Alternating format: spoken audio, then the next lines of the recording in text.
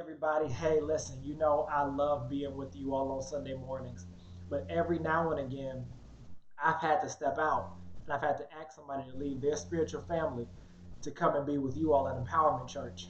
And today, somebody I know, a dear friend of mine, had to step out and asked me to come fill in for him. And so I'm doing that. But I wanted to be there with you all so badly. I took the time to make sure you got to get the word from me. So here I am, live and in living color. If it's okay with you, I want to jump right into the message, as I believe God is stirring our hearts during this stretch where we're talking about empowerment, and we're continuing our series, The Empowered Man. Empowered men are what we're dealing with in the month of August. And last week I began talking about Genesis chapter number 32 and asked this question: are you willing to fight? Are you willing to fight? All of us have to realize that we're in a fight. But fellas, you have to know that your fight is so catalytic to the future of your family, of your community, of your church, of your bloodline. That if you're not willing to fight for the right stuff at the right time, either something will happen that shouldn't, or nothing will happen and it could have. That within your fight is the difference maker of what could possibly happen, what could possibly break, what could possibly shift, what God wants to do versus what God gets done is contingent upon whether or not God is able to use you, and his ability to use you is not based upon whether or not God is able. It's based upon whether or not you submit. It's based upon whether or not you will get in the ring and fight for your future. Fellas, hear me very clearly. This fight I'm talking about is a fight for your life. And last week we dealt with it in a couple different ways. We talked about what it meant for you to, number one, I said you have to understand that advancement requires confidence and confidence requires clarity. That if you're not clear on who is speaking, if you're not clear on the fact that God has purpose for your life, if you're not clear that you have an assignment to fulfill, you will not be able to advance, at least not in the right direction. You won't be able to move confidently if you're not clear on who you need to trust. And God in this passage is teaching us something about becoming clear about who he is and becoming clear about who he intended for us to be. Because when we find him here wrestling with Jacob, he has this encounter with Jacob who has been unclear about who he really was his entire life. His entire life was based around this name that was given to him from people. And I talked last week about what it meant for his mother to coddle him in a way where it built this personality type in him that wasn't necessarily what God intended for him to be. And just because you have been away an amount of time doesn't mean that's how long you have to remain there. Just because it's what you've always done, it does not mean that's what you have to always do. Just because it's who you've always been, that doesn't mean that's who you'll have to always be. That it is a choice when you are fighting to choose: do I submit to what God is saying about me, trust what God is saying about me, step into what God is saying about me, or do I go back to comfort and do what's always been done? And some of us, if we're going to be honest, fellas, I just need you to talk back to me for a second. Act like you know what I'm talking about. Act like you know somebody who I'm talking about. Some of us, we go back to comfort. For some of us, comfort is our woman. And so we go back to somebody who will affirm and validate that which is invalid, because we want them to make us feel good but not tell us the truth sometimes. Sometimes we'll go back to mama, who's just gonna rub us and make us feel a little better sometimes, depending on the nature of your relationship with your mother, but not necessarily tell you to get up, pick up your mat and walk, to have the honest conversation with us. So what happens here in this passage in Genesis chapter 32 is God shows up in the form of a man that they end up saying is God. It's this picture of a theophany, and I won't get into that, but it's this incredible picture of what happens when we're left alone, and God chooses to find us when we're left alone and have not just a conversation with us, though. I want to show you that God shows up sometimes and picks a fight.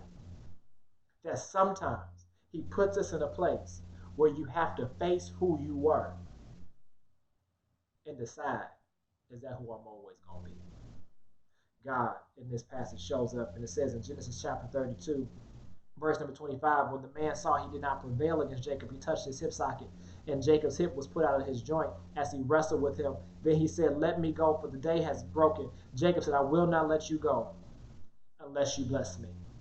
I want to look at that right there because Jacob has had blessings his entire life. Now he's robbed to get the blessings. He's stolen to get the blessings. He's cheated to get the blessings, but he's got the blessings. So he's got the stuff. He's got the money, the cars, the clothes, he's got all that stuff. We talked last week. He's big time as balling, still fly balling. No money, can't pay my rent because all my money spent.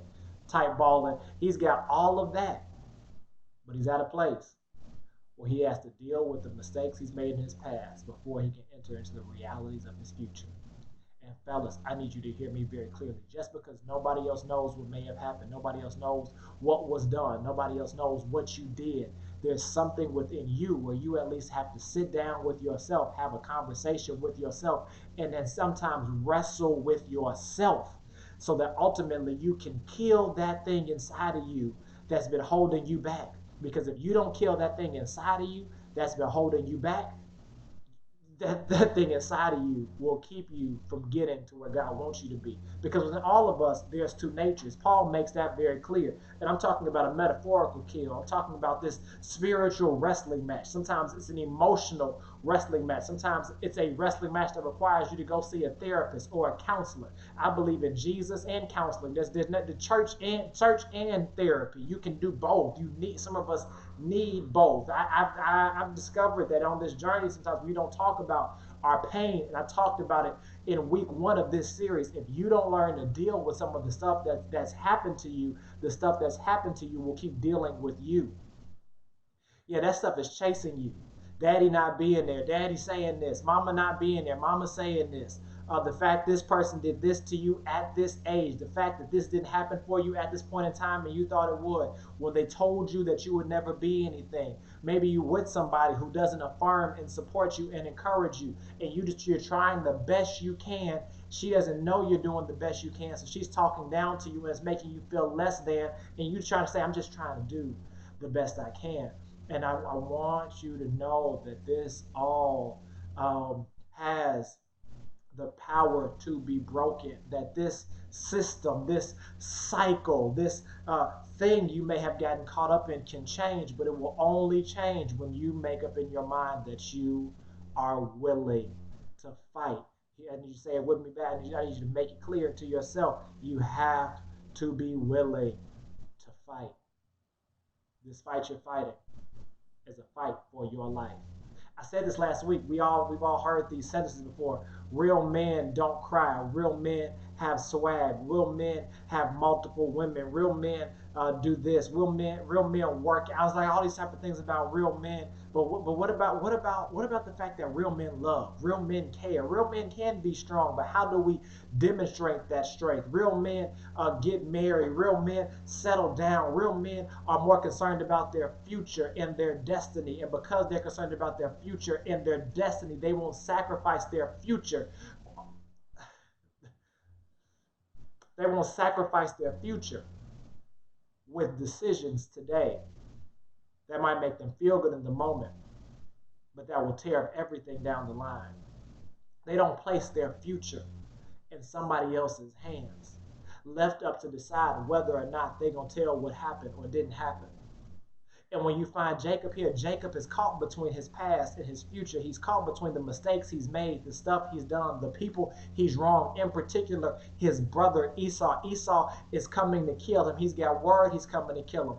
And the biggest thing about this all is Jacob's father sends Jacob out to avoid the conflict between his brother Esau. So fellas, hear me very clearly. Sometimes some of the stuff we're dealing with, we didn't start. God really started this conflict in the mother's womb, but the father of Jacob and the mother of Jacob, they both in some way, shape, or form affirmed the foolishness instead of ever checking Jacob and say, "Jacob, you wrong." And so God has to show up and have this encounter with Jacob to let Jacob know, Jacob, who you've always been, that's not cool. But who you can be, I can take you there. Who you have been, I can mold you into that. I can make you into that. I can help you become who I've called you to be on this journey if you are willing to fight, if you're willing to be willing to ask the question, who is God calling me to be? What is God calling me to do? What is God's plan for my life? What is it that you desire for me? I said it to start this year off. I'm going to say it all year long. This is our year of becoming. I can be who God intends for me to be. I might not be perfect. I might make some mistakes sometimes, but I can step into who God has called me to be. But it requires me to passionately pursue God's intended purpose for my life. There is an assignment waiting for you. There's a family waiting for you. There's a child waiting for you. There's a mentee waiting for you. There's a community waiting for you. Your church is waiting for you to walk into your future, to step into your destiny, to make a decision to say, I'm going to be an empowered man. Y'all with me still? Ladies, I need you to listen because I need for you to help encourage a man, encourage a brother, to affirm in a brother. There's more in you than what you've been. There's more in you than what you're doing. I see something when I look at you. You need to tell your young boys, tell your young men, no, you're not going to do that because I've got something better for you. No, you need that. We need your voice. So don't tune me out, ladies, because you feel like I'm talking to the men. I'm talking to everybody, but this content is specifically about letting us brothers know, letting our brothers know that there is still hope for us. There's still something for us, that there is purpose and potential. And while everybody else is saying everything else, and everywhere you go, fellas, I know you're seeing people talk about bad guys and dudes that are not doing nothing. I know there are fellas out there that are trying. This sermon series is for those who are trying and want to get better, because I have looked around for many years myself, and I've tried to find people who will celebrate the fathers that are doing good and trying to get better. And it is harder to find resources for men who are trying to be better than it is to find people spectating and commentating on no good knuckleheads that don't want better. But this is about saying, look, brother, I know you've been doing a good job, but I believe you could do better. This is about saying, look, I know that your woman, your wife, your mother, your sister didn't understand you before, but I came to say the stuff you can't say to them. I want them to also understand we need them just as much as they think they need us, but we need them to understand that when they talk to us, sometimes if you talk to me the wrong way, I'm not listening to you no more. You want to deal with any of that, go back. Week 1, I dealt with all of that. Week 1 dealt with all of that. Go back and listen to it. So here it is. This is about concentrating around transitioning, shifting, growing, and evolving. It's about elevation through evolution. It's about transformation and about making a decision to fight for it. So here it is. I don't have long today, but I want you to very clearly understand that Jacob teaches us that you can run as long as you want to. But if you choose to commit, if you choose to make a decision, that sooner or later, that one way or another, God is going to catch up with you, and God's going to give you a chance to make a decision to be better. And I want you to use this series as that moment in time where God speaks to your heart and say, I can be the best man I can be. And maybe you're one of those guys that tried it before and it wasn't affirmed in you. Nobody got behind you. This is the time for you to say, I'm gonna try again. I'm gonna go for it again. I'm gonna do it again. But I refuse to live with purposeless pain. If I got to fight anyway, at least I'm going to fight to become better. I'm going to say that again. If I got to fight anyway, at least I'm going to fight to become better. Jacob didn't pick this fight. God picked this fight with Jacob. But when God picks this fight, Jacob makes up in his mind, I've been running from this stuff for too long. I've been on the run for too long. So here I am. I'm going to hold on for dear life. And you might have hurt my hip. I might have got some pain from this wrestling match. There might be some scars I have from my past, but I'm going to fight for my life and for my future. I came too far to give up now. I've been through too much to walk away from it all now. I've seen too much to abandon ship now. So I'm making up in my mind, I'm going to go for my future. I'm going to go for my life. I need for you to know this fight you're in is a fight for your life, but I want you to know you can win. You can win. As a matter of fact, I need for you to make the declaration. I came to win. I showed up to win. I'm fighting to win. I'm not fighting to lose. I'm not fighting this fight for consolation. I'm fighting this fight to win. I'm in a fight for my life, but I can win. Fellas, you can win. Ladies, I need for you to let your man know he can win. I know the odds are stacked against you, but you can win. I know they're talking about you, but you can win. I know you haven't quite figured it out. I know you haven't got it all right before, but I want you to know it's not too late. It's not over. You can win. Lord, I didn't plan to preach like this on this video, but I need for you to know you can win. You're more than what you've done. You're more than where you've been. And you have the potential, even within the remaining months of this year, that if you make up in your mind, I'm going to commit to shift, to try something different, to do something different, to be something different, that is possible. But what I've got to say, this is going to be tough words, but I've been saying these tough words all year long. It's two words. If you're going to do it, you got to grow up. If you're going to do it, you got to grow up. Paul says, when I was a child, I thought like a child, I reasoned like a child. But when I became a man, I put away childish things. Ladies, I don't need you clapping saying grow up. I hope this is the point in time where you just don't you say nothing. I'm talking to the fellas. You can eavesdrop on this part. But guys, we got to grow up. We got to make up in our mind that I'm ready. I want to step into what God's calling me to. And that doesn't mean that everything has to change sometimes, but it does mean that some things have to make dramatic differences. That I can't be who I used to be and who God is calling me to be at the same time. That there's a level of emotional maturity that we have to evolve into that most of us were never shown as a child. Some of us were never shown how to love. We don't know how to cry. Crying is unfamiliar. Crying is unnormal. It's unnatural. And so what some of us do when we become sad or upset or emotional is we run to the drink or to the thing or to the item or to the habit or to the person. We run to these toxic habits instead of figuring out what it means for me to wrestle through these feelings that I'm feeling. And when Jacob is left alone right here, Jacob ends up wrestling with God. And when he wrestles with God, he says, I won't let you go until you bless me. I won't let you go until you give me what I've been looking for in everybody else and everywhere else. I won't let you go until you show me who I can be. And the Lord says to him, what is your name? And he says, Jacob.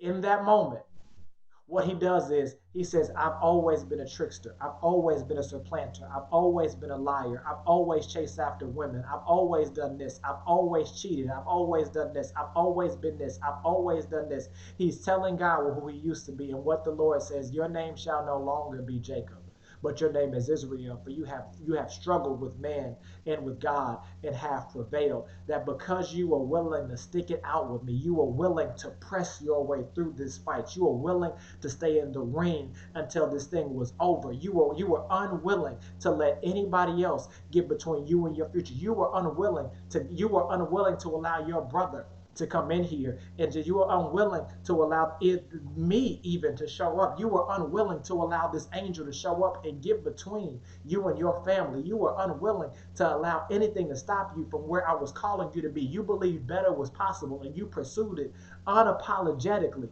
You pursued it unashamedly. And because you did that, you have striven with God and with man and have prevailed, because the hardest person you will ever lead is yourself. The most difficult person most of us will ever argue with is yourself, because nobody knows you like you. Nobody knows what you like you know what you like. Nobody else knows what you like to do like you like to do it. Nobody else knows what your secret it is like you know what your secret it is. And if you don't learn to check it and wrestle with it and fight it and defeat it. Paul said, when I would do good, evil was all around me. Should I sin all the more that grace may abound? No, no, no, is what Paul says, because some of us, we keep giving into it because we think that the more I do it, the more spiritual we become. But I'm talking about the fact that God's letting us know I can wrestle to become who he intended, which is better than who I've ever been. But I got to be willing to grow up. That takes a place of maturity. Advancement requires confidence. Confidence requires clarity. Advancement requires confidence. Confidence requires clarity. Am I clear on who's speaking to me? Am I clear on who God is to me? Am I clear on the fact that he didn't just call me to be a man, but he called me to be a man of God? I'm not a man of God because I'm in the pulpit. I'm a man of God because I am God's man. I am his pick. I am his choice. He chose me. He saw me. He formed me. Dust was there, dirt was there, and out of that he made me, and he made me in his image. Am I clear about that? Do I see my own value? Just because they don't see your value does not mean you don't have value. Say it with me. I am valuable. Say it with me. My voice matters. My leadership matters. What I'm doing matters. And when you come to that conclusion, it should make you make different decisions, brothers. It should help all of us say, you know what, I'm doing good, but let me go help somebody else so they can do good too. It's not just about me, because I have to understand that walking in the fullness of an empowered life requires me to shift. Walking in the fullness of an empowered life requires me to shift. that I can't be who I was and who I can be at the same time, that something has to shift, that something has to change, that I have to be willing to fight for who it is He's calling me to be. He says, your name is no longer Jacob, but your name now represents a winner. Fellas, I came to tell you you're winners. Don't allow the enemy to convince you that you're a loser. Don't allow him to convince you you're a loser. You might have been losing. You might have had losing seasons, but that does not make you a loser. But you got to first of all admit who you've been, because God won't bless who you pretend to be. He could only bless Jacob when Jacob admitted, I'm Jacob. The last time I remember them asking, what was your name? It was when his father asked Jacob, what is your name? When his father asked Jacob, what is your name? He was pretending to be Esau. He was pretending to be somebody else. He got most of what he had pretending to be somebody else. And I want for you to get what God has for you. And you can only get what God truly has for you, not by pretending to be anybody else, but by embracing the you He's calling you to be. The you He's calling you to be. The you He's calling you to be. I'm telling you, don't let go. I'm telling you, don't give up. I'm telling you, don't throw in the towel. I'm telling you, don't walk away. I'm telling you, the future is better. I'm telling you that something is possible, that is possible. It is so possible that you are still needed, that if you're still here, you've still got purpose. If you're still here, you've still got purpose. If you're still here, then you got purpose. If you're still here, then you've got purpose. God is calling us further. Here it is. How do I get there? First of all, you gotta learn how to wrestle in prayer. You have to learn how to wrestle in prayer. The blessings of God are released to our lives through prayer. Um, I have it for you all soon so you can pick it up. But there's so many books on prayer. There's some I believe that make things much more simpler than how we complicated it. But there's something that happens when men pray. And when you learn how to pray, what is prayer? Prayer is communication between you and God. You don't got to pray like everybody else. You may not have the fancy words to use like everybody else. You may cuss sometimes in your prayer. When I read the book of Psalm, it was David's most of David wrote most of them. It was David's raw emotion with God. So as you're walking through your maturity and your growth, it's not about being perfect with your words or your verbiage. It's about the intentionality of taking the time to talk to God. It's about taking the time to take your concerns to God. We can work on your vernacular and your language later, but you got to at first make up in your mind, I'm coming to wrestle with God in prayer. I'm coming to talk to the Father in prayer. I'm coming to say, God, I don't like who I've been. I don't like what I've done. I don't like who they are. I don't like how they're talking to me. I don't like how she's talking to me. I don't like the person I'm watching her become. Father, can you help her? Can you lead her? Father, she's stressed right now and I don't know how to help her. Can you cover her? There's something that happens. And fellas, I need you to hear me very clearly. For those, for my married fellas and for those who are trying to get married, if you get you a prayer life, and you let that woman see you pray. You let that woman know, let that woman know you praying for her.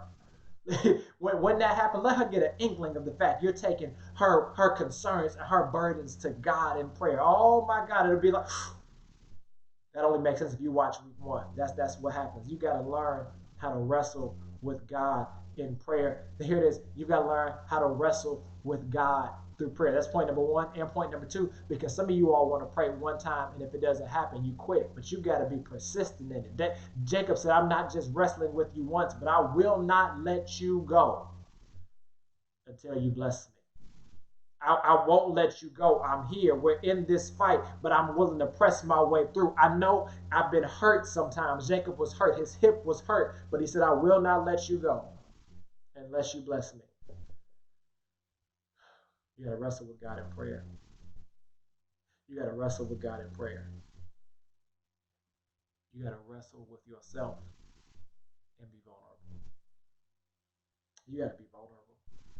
You got to be willing to be hurt. You got to be willing to be honest. So this is where I am. This is where I can't be. You got to make up in your mind, I want to discover who God is calling me to be. Something changed in my life when I made up in my mind, I might not be this, I might not be that, but I can be the best me God's called me to be. I might not pastor how some of you all prefer me to pastor. That's okay. I can be the best pastor God called me to be. I might not be the best. I might not be the father you want me to be in that regard, but I'm going to be the best father God's called me to be to my kids. I might not be the husband that you want. And God didn't send me to you. He sent me to my wife. And my commitment is to be the best husband I can be to my wife. And so you gotta wrestle with God and be honest and vulnerable. Say, God, I don't know who you're calling me to be, but I want to know it. And this is the areas in which I'm hurting. This is the areas in which I don't know. This is the stuff I don't know. But God, I want you to help me get there. He says, you shall no longer be Israel, but Jacob. Because what you discover is some of us have been chasing stuff. And what we needed was God. We've been trying to figure out, man, why isn't this working? I've given everything I've got, and they still don't appreciate me. Have you went to God? Do you have him? Is he really? Do you sense the need for him in your life? Because when that shifts, he says, I thought I needed this stuff. But what he's saying is, I want you to go unless you bless me. He says, I believe, God, there's something that you have that can change everything. So I want what you have for me. An empowered man says, God, I want what you have for me. I want what you have for me. After he changes his name, it says that Jacob is Genesis chapter number 32, verse number 30. He says, Jacob called the name of the place Peniel, for I have seen God face to face, and my life has been delivered. It says the sun rose upon him as he passed Peniel, limping because of his hip. He walked away, limping. You're gonna walk away with some scars. There's some stuff you've done. You can't undo what you did. You can just be better in the future. So you might have a limp. You might have a limp. You might have scars. You are imperfect. So you may have made mistakes. But don't stay where you were. Keep on walking. Walk with your limp. Lead with your limp. Pray with your limp. Father with your limp. Husband with your limp. Daddy with your limp. Brother with your limp. Whoever you are, do it with the limp. And ladies, I need for you to hear me real clearly. While we're wrestling, we need you to be our cheerleader. We need you to say, baby, you can win. Honey, you can do this thing. Son, it's not over for you. Son, get back in the ring. Son, I'm praying for you. I'm praying that God gives you the strength that you need. We need you to be in our ring. We need you to be in the corner saying, don't say you might have got knocked down right there, but you're gonna get back up again. Yes, you are. Yes, yes, you are. You're gonna get it. Yep, God's got you, and God, you got this, and you got me. Y'all remember that? Spirit Empowerment Church. God, you got this, and you got me. We need women. We need you to make sure and we need your help. We need your encouragement. And together, we can get this done. Together, we can make this happen. Together, the sky is the limit. Together, no weapon formed against us shall prosper. God's in control. We need your help. Fellas, you need to fight. And if we do this together, the best is yet to come. Can I pray for you, Father? We thank you for who you are. We thank you for what you're doing. We pray that you will do what only you know how as we trust you and as we believe you. I pray for everyone who can hear my voice that you will help shift us, that you will help mold us as we fight for our life, as we fight in prayer to become who you called us to be, as we fight for our spiritual authority. Show us who you're calling us to be. Lead us toward who you're calling us to be as we want to become who you're calling us to be. We understand it's going to take us into uncomfortable places. We're going to have uncomfortable conversations. But God, I pray you surround each one of these brothers who can hear my voice with a man who's willing to walk this journey with them. I pray you surround each woman who can hear my voice with a woman who will get behind that other woman and say, we're gonna help support we're gonna be in this journey together. We're gonna fight together. We're gonna pray together. I need us all to know that this is not about one person. This is not about one gender. This is about us walking in the fullness of who God called us to be as a structure. This is about saying we each need each other. We each need each other. We need each other. So, Father, I pray you have your way. It's in Jesus' name that we pray. Amen. Have a great day, and I can't wait to see you all again.